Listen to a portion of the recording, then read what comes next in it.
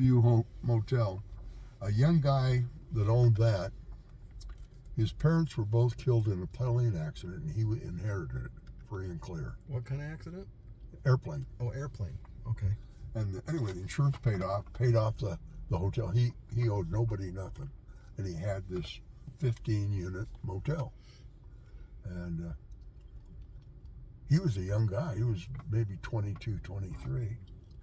And he had a boat, and we used to go water skiing all the time. And he was a great friend and a landlord. And I'm sure when he sold out to U-Haul or whoever, he got enough money. He's in Arizona somewhere. Somebody told me that he'd gone to Arizona. But those were some fun times. I used to, in the summertime, on Wednesdays was the day I would take off, and we'd go water skiing. It was fun. All right, well, let's talk about your schooling then. You obviously played football, and I did, but then once I got emancipated, I that was hard to play football. Okay. I did get to play football, but I only played baseball 1 year. And I did play football all 3 years, but the last year, again, my focus wasn't on the football. My focus was staying alive. yeah, because you truly were emancipated. You had No question. left home and you weren't going back. Yep. And after football season was over, then of course the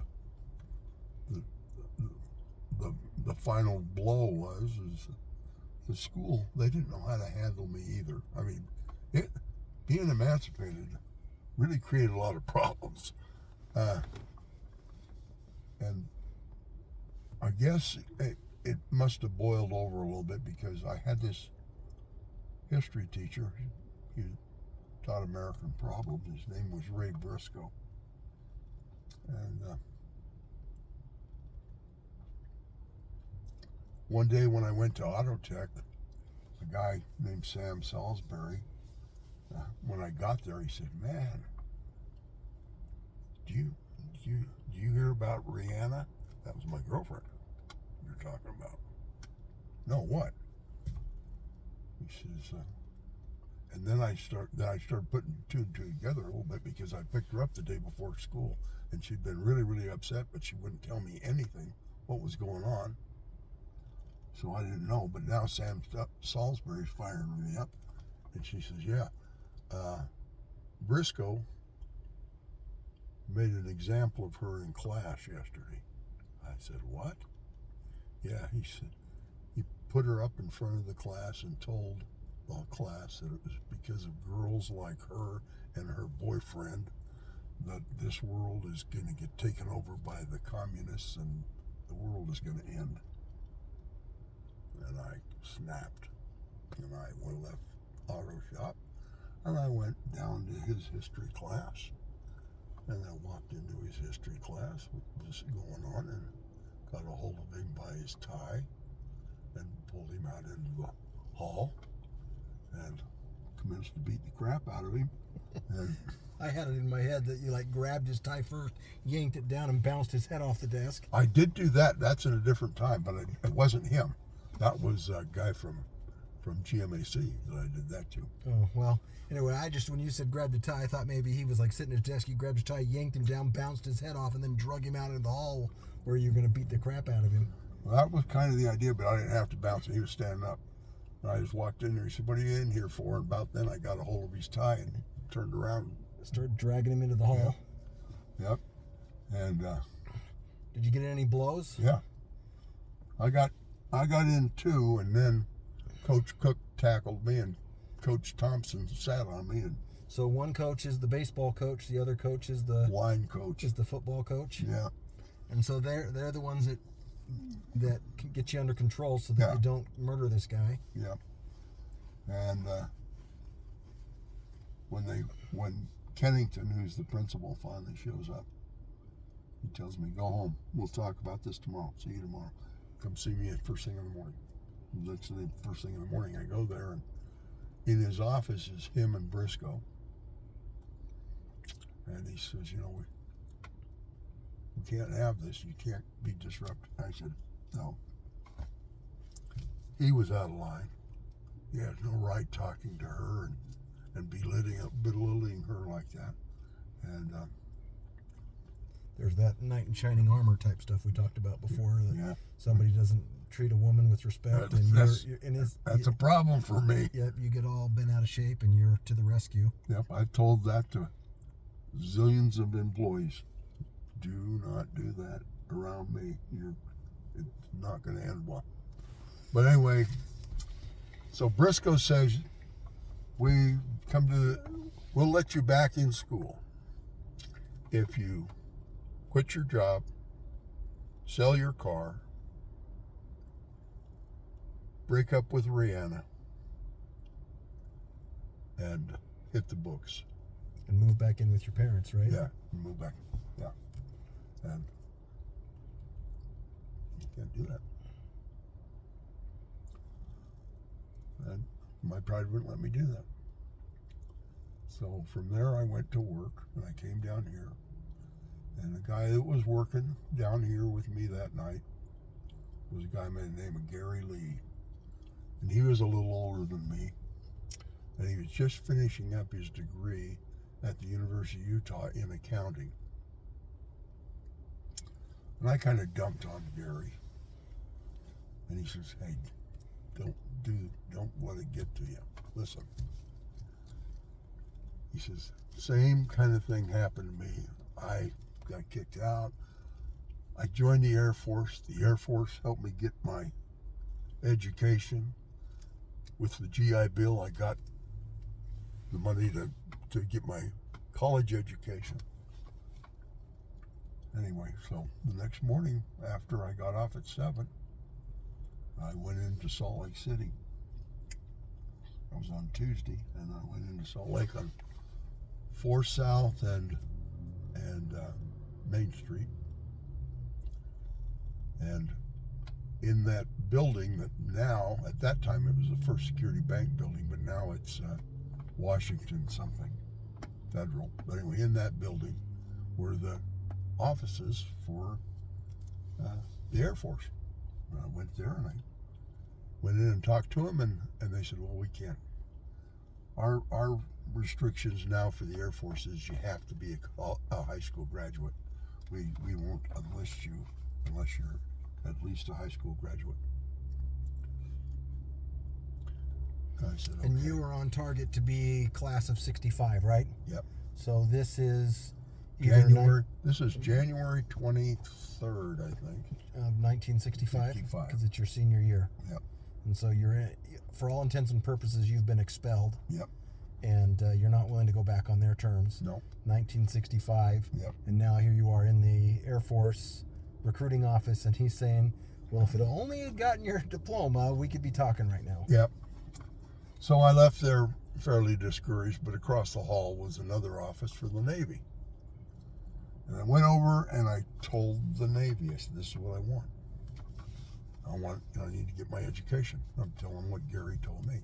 And they said, oh yeah, we'll get you signed up, no problem. We're going to make a Bozeman's mate out of you. And I didn't even know what a Bozeman's mate is, and I still don't. But my focus was making sure I got that high school diploma. And so the Navy wasn't listening to you. They No. just said, we'll sign you up and we'll make you a Bozeman. Yep. And I was not happy. Well, the next door was the Marine Corps. And I went in there. I remember this guy real well. He was about 5'6", probably weighed 148 pounds soaking wet. There probably wasn't 2 pounds of fat on this guy. He was real lean and he was real little. When you tell this story, it makes me think of Tom Cruise, because Tom Cruise Yep. is not a tall guy, No. but he's in really good shape. Yeah. So I'm thinking like Tom Cruise, A Few Good Men kind of thing. That's him, right in my face. I'm trying to tell him what I want, and all he keeps telling me is, I'm going to make a man out of you, He's boy. screaming in your face like a drill sergeant, Yeah, huh? and I'm telling you, what was going through my mind is, I could tie this guy in a knot. He wouldn't listen. Just kept, so I left. And now I'm going back to my car. And I'm thinking, what the heck am I going to do now? And when on the ground floor level, there was a sign in the window that said, 8 trips to Europe left. It was the Army recruiting station. And I walked in there, and I don't remember this guy other than I can tell you that he came across to me as sincere and that he cared. He listened to what I said. He says, well, the Army does it a little differently. He says, with the Army, if we're going to run you through some basic testing, and if you pass that basic testing, then we will write you a contract. And the very first item on that contract is to guarantee that we get you your high school equivalency. I said, okay, that sounds good. And we're talking, and he gives me this little series of little tests. And I take the tests and I give them back to him, and he scores them. He says, going through the benefits, you can get $62 a month, and they're going to feed you, and they're going to do this, and they're going to do that. And he says, we talked a little bit about my work history, and I told him, I always worked. I work someplace always where I'm working. And he says, do you like the outdoors? Do you like to be out and about? And I said, not particularly. He says, well, we got a thing called Ranger School. And I said, Ranger School. In my mind, I'm thinking Jellystone Park, Yogi Bear, Ranger Bob. That sounds good. He said, the reason why I say that is because it pays a little bit better. It gives you a little more money. At $56, I could use more money. So I said, okay. And then he said, are you afraid of anything at 17 years old in that state? I said, I'm afraid of nothing. Right, you were bulletproof, right? Yeah. Invincible. I really did. I said, I'm afraid of nothing. He says, could you jump out of a perfectly good airplane? I said, why would I want to do that? He says, it pays $55 more a month. 62, 28. Sign me up. So, Ranger School. Oh, we picked out a career group. That was earlier. And my career group, when he gave me this list of career groups, I picked out clerk. And so I had career group 71, clerk. And then he said to me, I remember this really well. He turned to me and he said, you're kind of special. I said, well, thank you very much. He says, we got this thing. It's called the Special Forces. They get the best equipment, the best accommodations, the best living deal. They get everything first class. Nothing but the best. He says, pay any more money? He says, no, but you get the best of everything.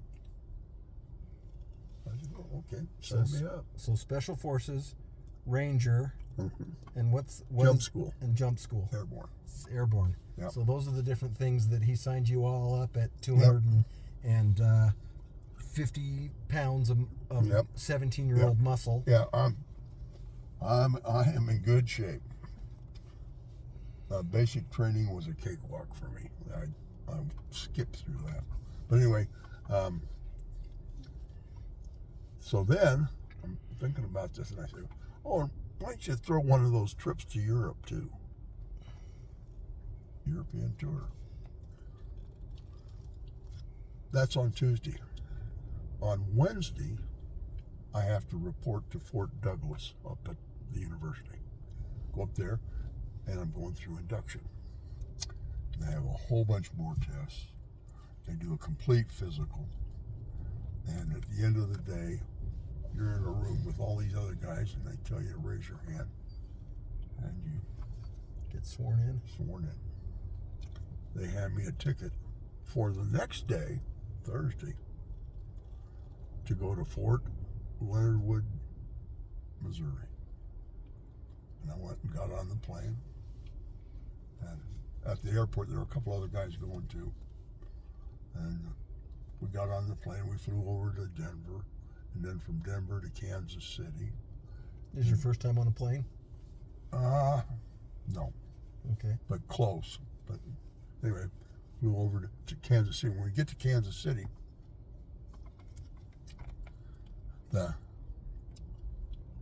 we're flying. The final leg of our trip was on Ozark Airlines, and that just the name made us wonder. But then we asked where, or they said go right down the end of this corridor, and right at the end there's a door.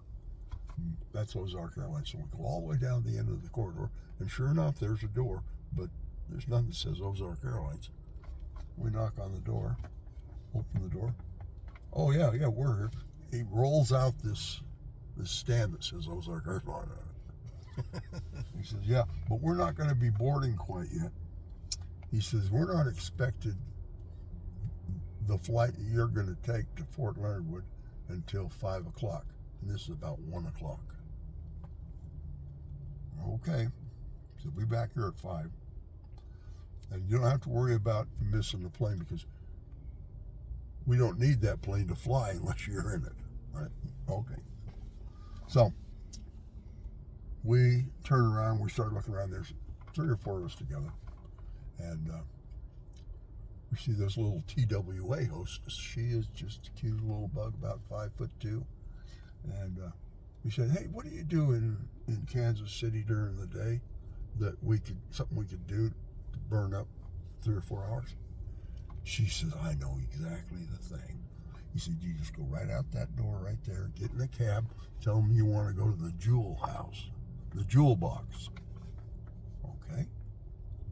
So we went out, got a cab, jumped in the cab. He took us to the jewel box, and we get there, and it's a club. We go in this club. Dressed in your fatigues? Well, we're dressed in our civvies. We haven't your got civvies, 15. okay. In fact, I'm wearing my leather jacket. Okay, it's your high school letterman jacket. Anyway, we go into this place, and we're sitting there. What it is it's a variety show. And we probably should have been a little smarter. In 1965, I don't think that they have initiated, I don't know if this is a thing for you or not at this age, but they didn't have, each state set their own drinking age. Yeah. And so in 1965, it wasn't 21 years old across the country. No. Some places were 18 and others were 21 and so forth. So they're probably not carding you in this place, right? No, we're military. Not only that, the 2 guys that I'm with are both considerably older than I am, and I always have looked a little older. Okay. So no, we didn't get carded at all. But one of the this guys, variety place is serving alcohol. Oh yeah. Okay. Just and they have live shows. And if we'd have been smart when we read the banner on these 2 shows that we were about to witness, we should have got it. One is Powder Puff and Padding, and the other one is She's Not My Brother, or She's Not My Sister, She's My Brother. It's female impersonators. Well, so you're in a drag show, huh? And we're having fun and whooping it up, but of course, they have to spoil it at the end to tell you that all those girls that you thought were beautiful and pretty are really guys. So when we went back to that airport, we were hoping we could find that TWA waitress And give her a piece of your mind. Yeah. She put a terrible joke on you, huh? But anyway, it's good. We go back. When we get there, we knock on the door. The little guy, oh yeah, okay. Hey, fire up the plane. They're here. Oh. So takes our tickets, and we walk out through this door, and there's a DC-3. A DC-3. This is a prop. Okay, it's a propeller plane. Got 2 engines. 2 engines, 1 on each wing. Yep. Each with a propeller. Yep. Okay. And they, a little old, but anyway, we go over and we climb up the ladder.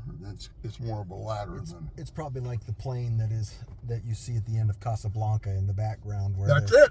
Yep. That one. Okay. Yep, DC-3. Anyway, we get in, and there's seats on this side and seats on this side. It'll probably hold 16 or 20, but there's only 5 of us on there. And the door going into where the pilots are sitting is open, and there's a mail sling right there. Got a whole bunch of mail in it because they go town to town dropping off the mail. Mm-hmm. And so as we're getting on the plane, once we're on there, the stewardess gets on. It's a good thing that we didn't have a full plane because she was at least 250. She took up a couple seats herself. Huh? Oh yeah, and she asked us if we wanted a drink, and what do you have? She says, I don't know. Let me see. She goes up and she's fumbling through this mail bag thing and comes up with a 6-pack of drinks. And she says, well, it looks like we have a Sprite, we got a root beer, we got a couple Cokes. Oh, now we take off. And this guy doesn't get very high. And then we realize, we're looking at them, that the co-pilot's got this map on his lap. And they're doing this. So they're following the roads. Yep, that's exactly. And, we don't go very far, and we land, dump off the mail. At least one time we picked up a passenger. And at the end of the line, we came to Fort Leonard Wood, Missouri.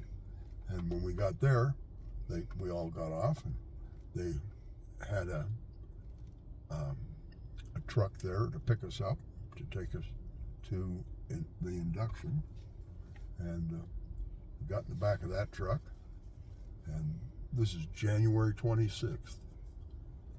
And in Missouri, there's snow on the ground. Oh yeah, and it's cold. And the humidity factor there is nasty. Something you're not used to being from dry Utah. Yeah.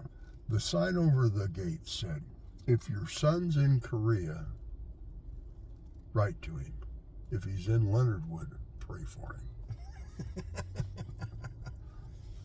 Because the Korean War, it's over. It's over because this is 1965. But so. that was still one of the major duty stations. We still had a very strong military presence, and a lot of people that went to Leonard Wood went to Korea. Okay. A lot went in my class. When I went to my advanced school from that at Fort Ord, I was the only one in my class that didn't go to Vietnam at that point. I was going to say, Vietnam is just starting to percolate, right? Yeah, it's starting to go. It really gets going in 66. But anyway. But they don't have an active draft at this point, right? Yeah, they do. Oh, they do? Yeah. You have to register for the draft. I mean, I had to register for the draft. Yeah, everybody has. But they're not actively polling people. No, but they were actively pulling people then.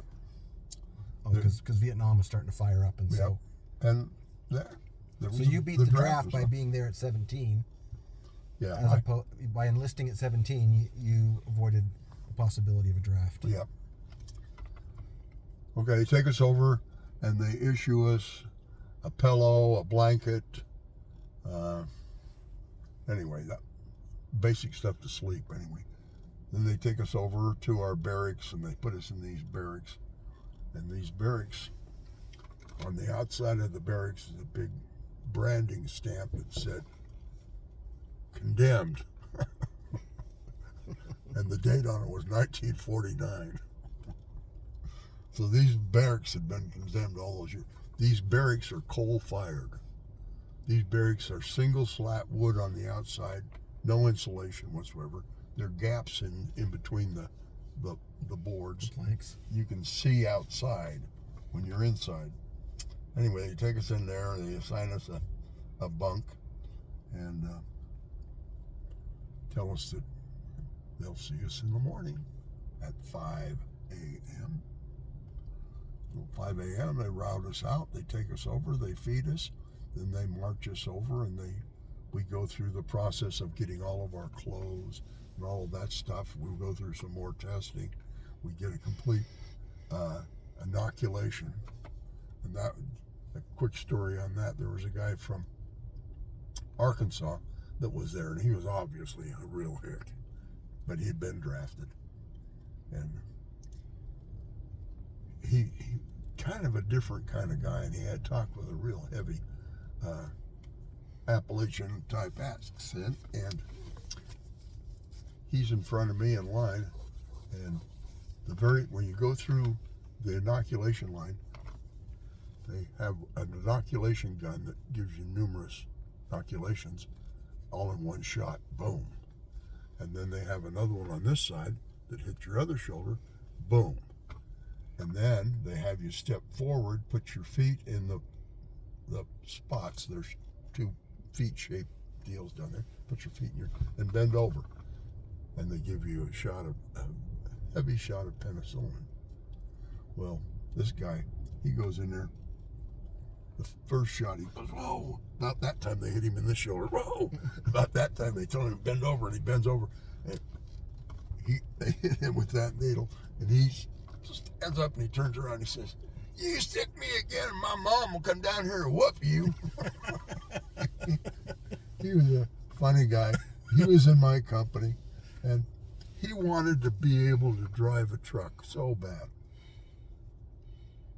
I mean, he came from the hillbilly heaven, I'll tell you. He wanted to be a truck driver. And every day they would ask, who would like to be a driver today? His would be the first arm up. And his hand would go up, and the sergeant would say, okay, come on over here. I used to know his name, but I don't remember it anymore. But come on over here. He says, you hand him a shovel. He said, go over there and drive that sucker into the ground, will you? Hand him a shovel. Drive that shovel, huh? And this guy would fall for it virtually every time they asked for drivers. I don't think they ever let him drive. Though he did, when he left there, he got orders to go to light truck training center. So he got to drive in the end. But they picked on him so much. Yeah. All right, so they inoculate you, they put you in a uniform. And then they send you, you start going through, every day you go through physical training, you go through what they call mounted drills, marching, classes on all kinds of different things and all kinds of different parts of warfare. Anyway, it's just basic training. And what they're trying to do is get your attention and make sure that you can learn to follow instructions every single time. Do it exactly the way they want it done every single time. They're really breaking you down. They have to break you down first to build you up. But anyway, it was a cakewalk for me. And most of the time some of the time I was a drummer for the marching. And some of the times I carried what they called the guide iron, which is your company's colors. I mean, they treated me pretty good, and they took new people and put them in temporary roles as platoon leaders and that kind of stuff. And I got a little bit of that. That was fun. Anyway, that went by in a hurry, and then I got orders to go to Fort Ord. Because now you got to get your airborne, your ranger, your special forces. Yeah. First, they sent me to AIT, which is Advanced Individual Training, and that was typing school. Because you're a clerk. Yeah. They sent me to this typing school. They didn't teach me crap. I tried, but I still to this day I can't type. I never mastered the touch system. I was always good enough a hunt and pecker that I could get about 25 words a minute, and I didn't make a lot of mistakes, so that worked out okay for me. So then the next thing I do is they throw me on a plane and they send me to Fort Benning, Georgia. And I go to Fort Benning, Georgia, and they throw me out of perfectly good airplanes. You once said to me that you only jumped out once. The rest of the time they threw you out. That's the truth. I did not enjoy that at all. The only thing that was enjoyable was when it was over and you're on the ground and you knew you were in one piece. Whew. But no, I didn't like. How many times do you think in total that you've jumped out of an 58 airplane? times. You counted 58, huh? Yeah, no, they give them to you when you graduate. Yeah, well, not when you graduate. It's when you're through. I mean, you get so much you get credit for jumps, and I went a long time without jumping. That made it worse too. But anyway, I went through. Jump school is 5 jumps. Got through those 5 jumps, and then they sent me down to Fort Knox, Kentucky, and that's where I went through Ranger School, and that was out in the swamps, and it was not fun, and it was a lot of work. And more jumping out of planes there? No, we didn't jump out of any planes there. Okay. Then they sent me up to Fort Knox, Kentucky, and that's where I went to Special Forces training, and that's intense. That was really intense. That's like the equivalent of the Navy SEAL? Yeah. Well, or the Army guys will tell you that. Or the Green Beret? Yeah. We wore Green Berets. No, I just meant like the Marines have the Green Berets, right? Yeah. No, Army's Green Beret. Oh, Army's the Green Beret. Yep. So Army's are Green Beret, and then Marines are red. Are their own thing, and the SEALs, that kind of thing. So you're doing Special Forces now, Yep. and that's the intense survival training and. Yep. And interrogation, and yeah. So, Special Forces, they're teaching you the hand-to-hand combat, like the Jason Bourne kill you with a ink pen kind of stuff. They never taught me how to kill with an ink pen. But there's a scene in the Bourne Identity with Jason Bourne where he defends himself with a big ballpoint pen. That's all. I was just joking about that. Yeah, but anyway, no, it was really intense.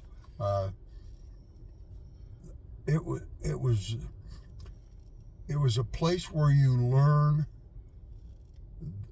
start learning some limits. You find out and knowing that those limits are so far beyond what you think in a normal day.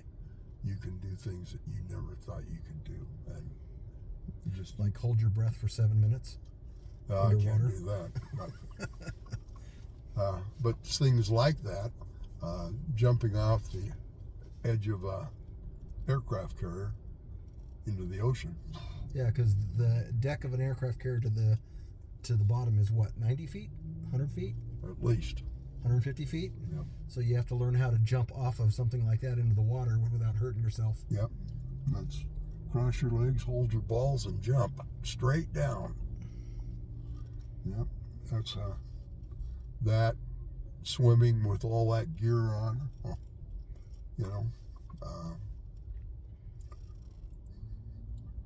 Getting yourself real muddy.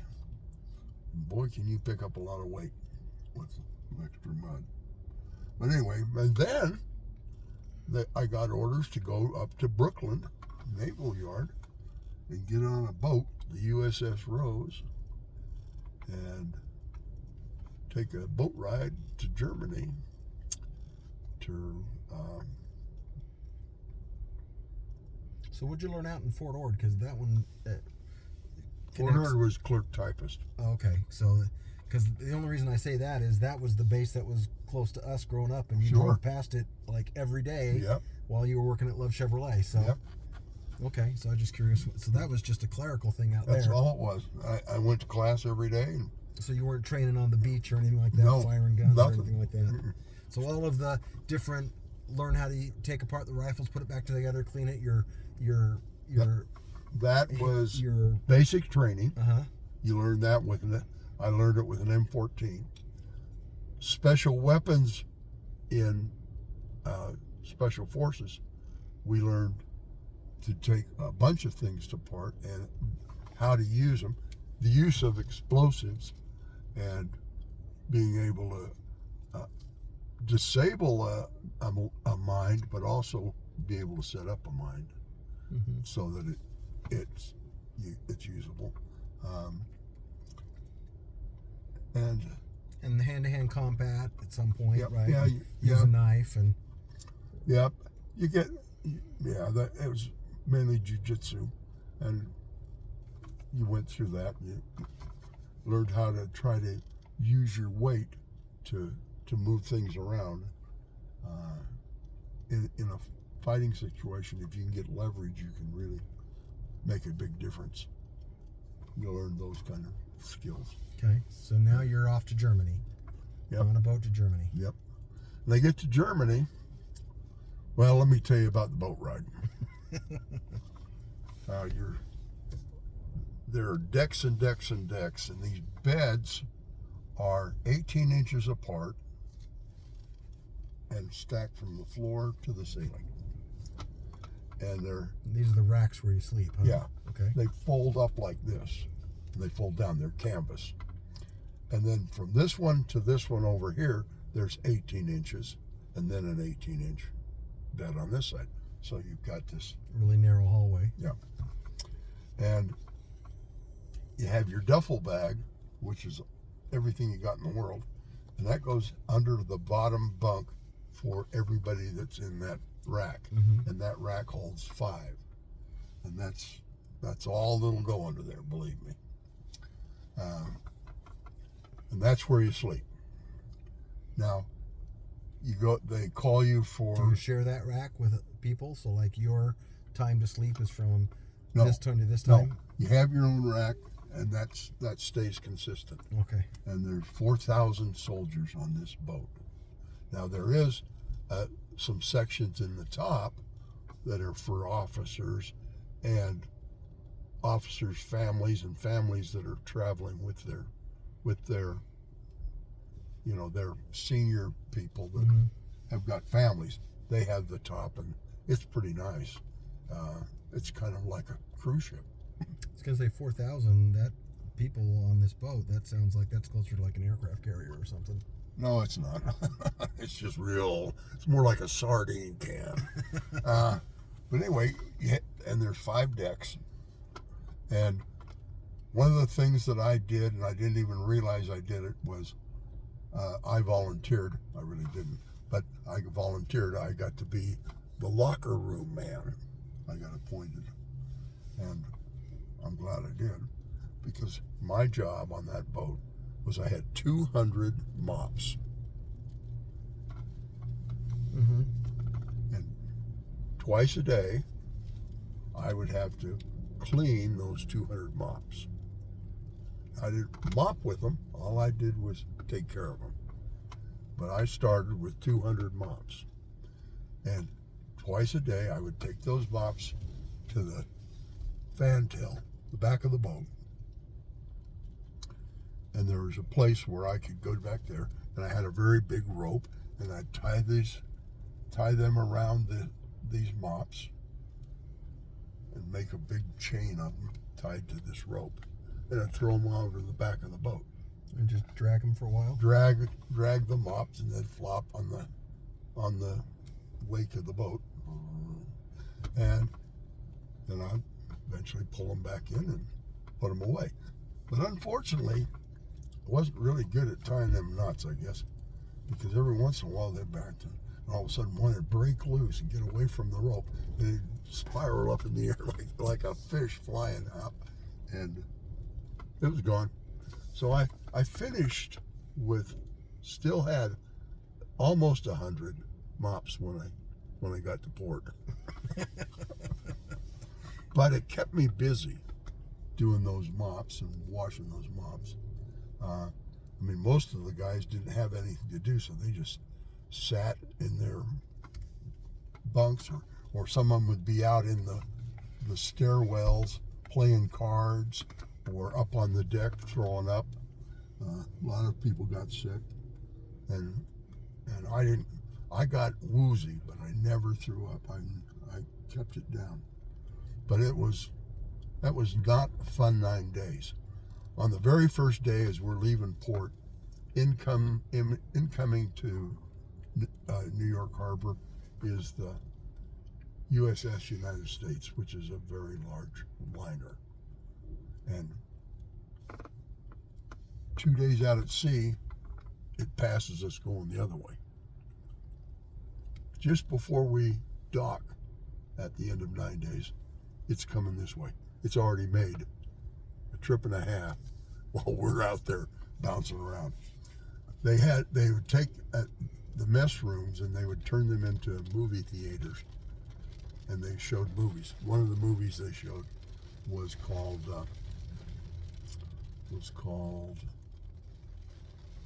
White Slave Ship, and I was thinking that it's kind of like the whole movie. But anyway, when I get to Bremerhaven, which is where we docked, we're all working to get our papers and everything, get off, and I gotta go to the bathroom. I mean, I really need to go to the bathroom. So when we get off the boat, I ask, I don't speak the language, but where's the bathroom? Finally, somebody just points in downstairs. So I went over and I went down these stairs, and at the bottom of the stairs, there's two signs. Now, I know that these languages have things in common. Right. German and English have some common. And so this one over here says her Ren. Is that her Ren? This one over here says duh men. So I went to duh men, and it was duh wrong. The wrong, huh? The men is the women's. The men and her Ren, and you got them backwards. Yep. Oh boy, that was not the way to start with Germany. Then they back before they had international symbols, icons. They're just men and women, and you got it wrong. Anyway, then they put me on a train, took me down, and dropped me off at this town called Ansbach. And when I walked in the door, this one clerk in the battalion office there started whooping up like he was going crazy. And I said, "What's your problem?" He says, "Man, you realize how long I've been waiting for you to get here? They told me you were going to be here 4 months ago." Well, that's because you had pit stops in exactly 2 in Kentucky and 1 in Georgia, right? Yep. And so he says, we really need you in personnel. We got to have somebody that can type. I said, "Oh, I hate to break your bubble here. I haven't touched a typewriter since typing school 5 months ago, and I couldn't type going into it, and I couldn't type when I finished the course." He said, "Oh no, that's bad. We're gonna have to put you in a gun section." I said, "A gun section? Yeah, I'm gonna put you in with artillery." It was an artillery unit. I said, he said, "Well, maybe we can put you in supply." So they sent me down to supply, and I became a supply clerk. And that's where I met another one of my heroes, Sergeant Rigg. Sergeant what? Rigg, R-I-G-G. Okay. Curtis L. Rigg. He's from Oklahoma originally, but he'd been in the Army a long time. And he was my supply sergeant, and a good guy. But I was still a hot-headed, strong-willed young whippersnapper that 5 months ago. So January is when you enlisted. 5 months later, so now we're in June. No, I think we're in August. August, okay. But anyway, we go to work, and he shows me what he needs me to do. And my very first project was I had to type this standard operating procedure for battalion supply. It was about 45 pages, and you can't make a mistake. And so I learned to type slowly but accurately, and I got that done. And anyway, I was doing my job and going through the daily thing. And now I've been in the Army getting close to a year, and I haven't been promoted. How come I'm not getting promoted?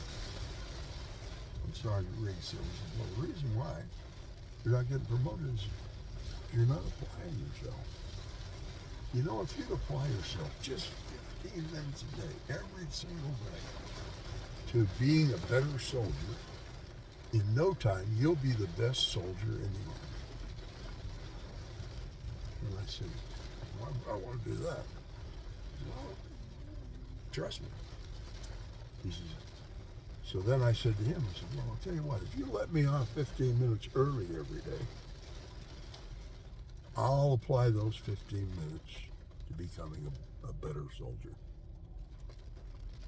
He says, okay, but I'm telling you, if you don't do it, if I catch you doing anything other than working on self-improvement in those 15 minutes that I let you off early, you will be on KP and guard duty, which was punishment, every single day till the end of your enlistment.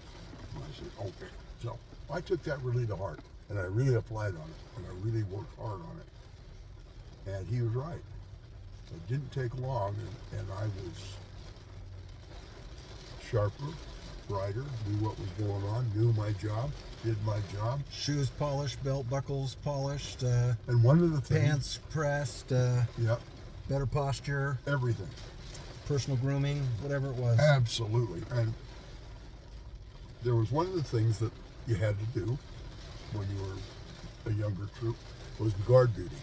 Guard duty is a situation where when you get guard duty, you're on for 24 hours. Weren't you at some nuclear facility or Yeah. something like that? ERLAS, yes, nuclear facility. So you were a supply clerk at this nuclear facility, and so guard duty is kind of a serious thing around the clock, right? Yes. And where we store the nuclear warheads, especially. And that was a place called ERLAS. And anyway, every day there would be 13 guards that were assigned that duty. Now, it only took 12 guards because you had 3 shifts of 4, and you had 4 guard posts. But you would have to stand what they called guard mount. Now, when you stand guard mount, it's you line up in 2 rows, and you've got your weapon with you, and the officer of the day inspects the guards, and he will come up in front of you, and there's a proper way to address it. He takes your weapon away from you. There's a proper way to do that and how to give it to him. And he checks it over, looks it over, and while he's doing this, he's asking you military questions, and you're answering them in the assigned military way. And then he looks you over and makes sure your uniform is clean and neat, and you're shiny and polished and groomed and everything else. And he does that with all 13 of the guards. And at the end, he calls one guard to be what they call supernumerary. This is the best guard of the mount. And I got to where I could do that every day. Every time I went on a guard mount, I was the 13th guy. I'd win it. I got to the point where I could go to you and say, Robert, you got guard duty today, don't you? You want me to stand that guard mount for you? You'd say, yeah. I said, okay, it costs you $15. You give me $15, I'd go make this guard mount. Boom, boom, boom. I'm the supernumerary. I get the day off. So that's the supernumerary. Everybody else went to work, and that person Gets the reward. Gets the reward. Yeah. And so you quickly earned a reputation. If anybody needed time off of guard duty, go check with Baldwin. Yep. He'll do it. For me, it would take less than an hour of my day. If I knew it, I'd tell Sergeant Briggs, I got a guard mount. Okay. I'd go make the guard mount, and I'd come back to work. But I've 18, 19 times in a row, I was the guy. And so then they start assigning me duty. Of course, they also promoted me too.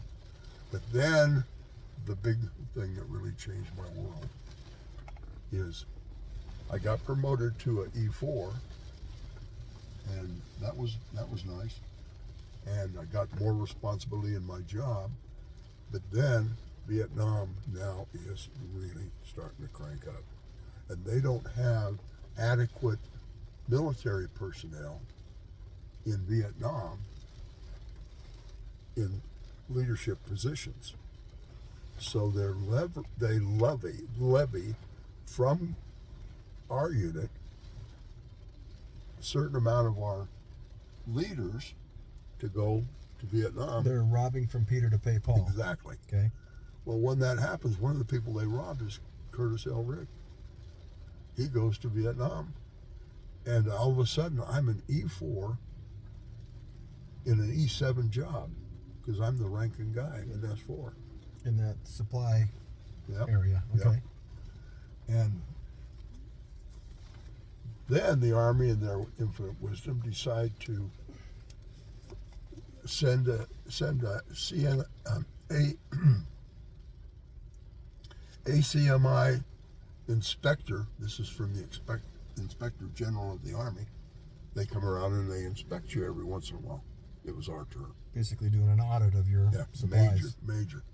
Anyway, he came in, this auditor, he went through our books and Did the inventory counts and all that stuff. everything. And when he was done, we were great. It was fantastic. It was so good that they wanted to give somebody an Army Commendation Medal. It should have gone to Rigg, but it didn't. It came to me.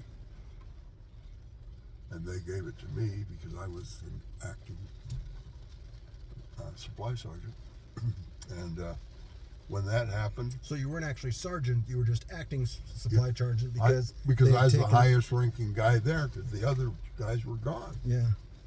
And anyway, General Mildren, who was the general over 7th Corps, who's the one that decided they needed To to pin a medal on your chest. pin a medal on me, looks at my records, and when he did, he said, "What the heck are we doing? Here's this guy, we've spent all this money making him a trained killer, and we got him over here taking care of property books and keeping track of inventories." I got orders. And they came down, and I was going to Special Forces up in